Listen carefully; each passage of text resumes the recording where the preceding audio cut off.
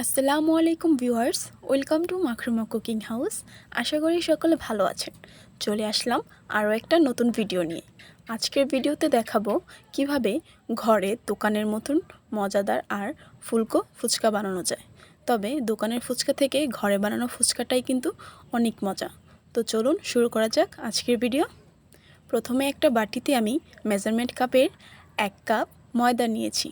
এবার এতে আমি হাফ কাপ সুজি দিয়ে দেব। চাইলে আপনারা এখানে চালের গুঁড়োটাও ব্যবহার করতে পারেন। দিয়ে দেব 1 চা চামচ লবণ আর দিয়ে দেব 1/4 চামচ খাবার সোডা। এবার সবগুলো উপকরণ আমি খুব ভালোভাবে মিশিয়ে নেব। আরও দিয়ে দেব 1 টেবিল চামচ পরিমাণ রান্নার রেগুলার তেল। এবার তেলটা দিয়ে আমি সবগুলো উপকরণ ভালোভাবে ময়াম করে নেব।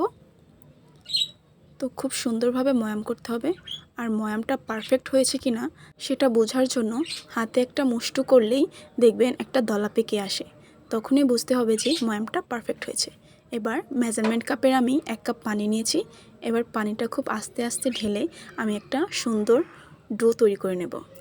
তবে পানিটা একটু আস্তে আস্তে দেওয়ার চেষ্টা করবেন, একেবারে দিতে গেলে হয়তো ডোটা নরম হয়ে যাবে। তবে ফুচকার ডোটা কিন্তু সচরাচর একটু শক্ত হয়ে থাকে। ভিউয়ার্স, আমার কিন্তু ফুচকার ডোটা বানানো শেষ। এই পর্যায়ে আমি এটাকে 30 মিনিটের জন্য রেস্টে দেব। চলে আসলাম 30 মিনিট পর। দেখুন আমার ডোটা কিন্তু খুব সুন্দর নরম আর পারফেক্ট হয়ে গিয়েছে। এবার আমি আরেকটু মথে নেব। এবার আমি খুব সুন্দর করে ছোট ছোট করে লেচি কেটে নেব। আমার কিন্তু লেচি কাটা শেষ। এ পর্যায়ে আমি একটা লেচি নিয়ে খুব সুন্দর করে একটা রুটি বেলে নেব। তো উপর থেকে আমি একটু ময়দা দিয়ে সুন্দরভাবে এটাকে একটা রুটির মতন করে নেব। তো ভিউয়ার্স, আমার কিন্তু রুটিটা বেলা শেষ। আমি দেখিয়ে দিচ্ছি, ঠিক এতটাই পুরুত্ব রাখতে হবে একটা রুটির। তো সেমভাবে আমি আরও একটা লেচি নিয়ে আরও একটা রুটি বেলে নেব। তো আমি ঠিক সেমভাবেই আরও একটা রুটি বেলে নেব। আমার কিন্তু আরও একটা রুটি বেলা শেষ।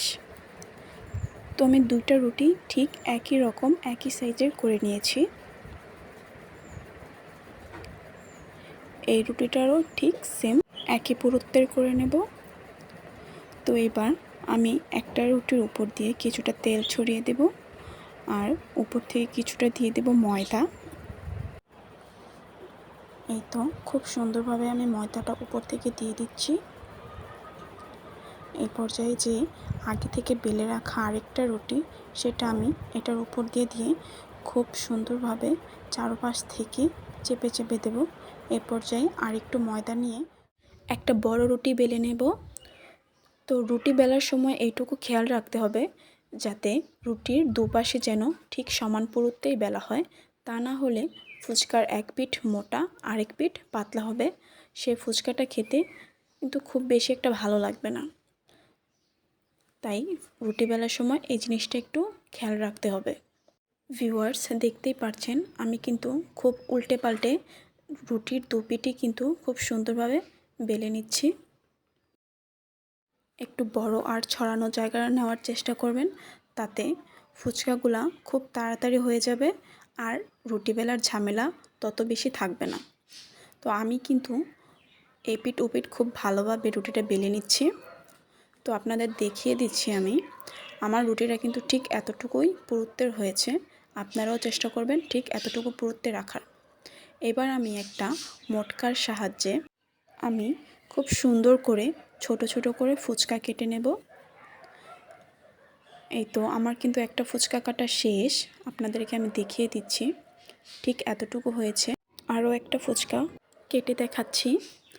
আমার ফুচকাগুলো কিন্তু খুব সুন্দরভাবেই উঠে এসেছে। এই তো ভিউয়ার্স, আমার ফুচকাটা কিন্তু খুব সুন্দরভাবে কাটা হয়ে গিয়েছে। এইভাবে আমি একে একে সবগুলো লেচির ফুচকা কেটে নেব। তো ভিউয়ার্স, এই তো আমার ফুচকাগুলো। এবার আমি একটা প্যানে তেল গরম করে নিয়েছি। তবে তেলটা কিন্তু খুব হাই হিটে গরম করে নিতে হবে। এই পর্যায়ে আমি গরম তেলে ফুচকাগুলো ছেড়ে দেবো এক এক করে। তো ভিউয়ার্স, দেখতেই পারছেন তেলে দেওয়ার সাথে সাথে কিন্তু আমার ফুচকাগুলো ফুলে একদম বলের মতন হয়ে যাচ্ছে। মাশাল্লাহ, একদম পারফেক্ট দোকানের মতন ফুলকো ফুলকো ফুচকা হয়ে গিয়েছে। এবার এগুলাকে আমি আস্তে আস্তে করে এক এক করে উল্টে দেব আর সুন্দর করে ভেজে নেব। ভিউয়ার্স, দেখতেই পারছেন ফুচকার কালারগুলো কিন্তু খুব সুন্দর হয়েছে। আমার কিন্তু ফুচকাগুলো প্রায় ভাজা শেষ। এবার একটা ছাঁকনির সাহায্যে আমি তেলগুলো ছেঁকে একটা বলে টিস্যু পেপারের উপর ফুচকাগুলো রেখে দেব। তেল থেকে সবগুলো ফুচকা উঠানো শেষ। এবার আমি আরও এক কড়াই ফুচকা ভেজে আপনাদের দেখাচ্ছি। এবার আমি ফুচকাগুলো দিয়ে দিলাম তেলের ভিতরে। ভিউয়ার্স, এবারও ঠিক সেম আগের মতোই ফুচকাগুলো কিন্তু ফুলে ফুলে বলের মতন হয়ে যাচ্ছে। ভিউয়ার্স, দেখতেই পারছেন ফুচকাগুলো কিন্তু খুব সুন্দরভাবে ভাজা হচ্ছে।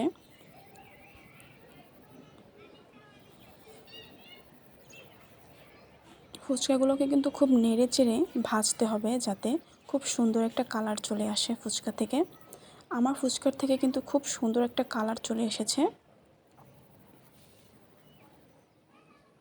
ভিউয়ার্স, ফুচকা ভাজা হয়েছে কিনা সেটা আপনারা কিভাবে বুঝবেন দেখাচ্ছি আপনাদের।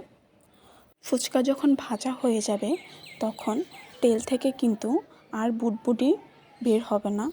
তখনই বুঝতে হবে যে ফুচকাগুলো ভাজা শেষ। এবার আমি সবগুলো আবারও একটা ছাঁকনির সাহায্যে ছেঁকে বলে তুলে নেব। এভাবে আমি একে একে সবগুলো ফুচকাই ভেজে নেব। ভিউয়ার্স, দেখতেই পাচ্ছেন আমার ফুচকাগুলো কিন্তু খুব ফুলকো ফুলকো হয়েছে। এই তো আমার সবগুলো ফুচকা ভাজা শেষ। আর আমার 1 কাপ ময়দা দিয়ে 145টা ফুচকা হয়েছে। এবার আমি একটা ফুচকা আপনাদের ভেঙে দেখাচ্ছি।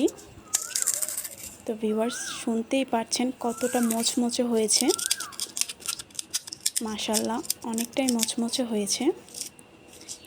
এখন আপনাদের মনে প্রশ্ন জাগতে পারে যে আমার কি সব কয়টা ফুচকাই ফুলেছে? না ভিউয়ার্স, আমার ঠিক এই কটা ফুচকাই ঘাটতেরামি করেছে আমার সাথে। মানে একটা ফুচকাও এরকম ফুলেনি।